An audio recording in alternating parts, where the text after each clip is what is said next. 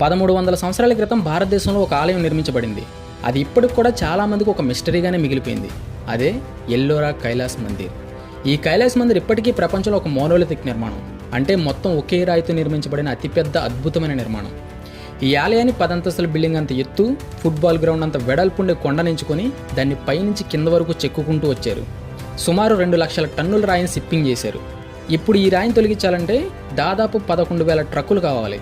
కానీ అసలు ఎటువంటి టెక్నాలజీ లేని టైంలో సుత్తి శానంతో ఇంత విశాలమైన ఆలయాన్ని ఎలా నిర్మించారనేది ఇప్పటికీ ఒక ప్రశ్నగానే మిగిలిపోయింది. చాలామంది థియరీ ఏంటంటే దీన్ని ఏలియన్స్ టెక్నాలజీ ఉపయోగించి నిర్మించుంటారు, లేదా ఆ టైంలో ఉన్న అడ్వాన్స్డ్ సివిలైజేషన్ ఏదైనా దీన్ని నిర్మించుంటుంది అని చెప్పేసి చాలామంది అభిప్రాయపడతారు. ఎందుకంటే 20 లక్షల టన్నుల షిప్పింగ్ రాయిపొడిని ఎక్కడ పడేశారనే దానికి ఇప్పటికీ ఆధారాలు లేవు. సో ఈ ప్రశ్నలన్నింటికి సమాధానం కావాలంటే మహారాష్ట్రలోని సంభాజీనగర్కి 30 కిలోమీటర్ల దూరంలో ఉన్న ఎల్లోరాకు వెళ్ళాలి. ఇక్కడే లార్డ్ శివ కైలాస్ టెంపుల్ ఉంది. ఈ టెంపుల్ వెనకాల చాలా కథలు కథనాలు ఉన్నాయి.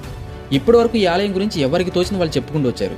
బట్ అసలు నిజాన్ని ఇప్పుడు నేను చెప్పబోతున్నాను. ఈ టెంపుల్ గురించి మీరు ఇప్పటివరకు వినని చూడని కథను మీకు చూపించబోతున్నాను. సో వీడియో మధ్యలో ఎక్కడ డిస్టర్బ్ చేయకూడదంటే ఈ వీడియోకి ఒక లైక్ చేసి సబ్స్క్రైబ్ చేసి వీలైతే షేర్ చేయండి. Let's get into the video.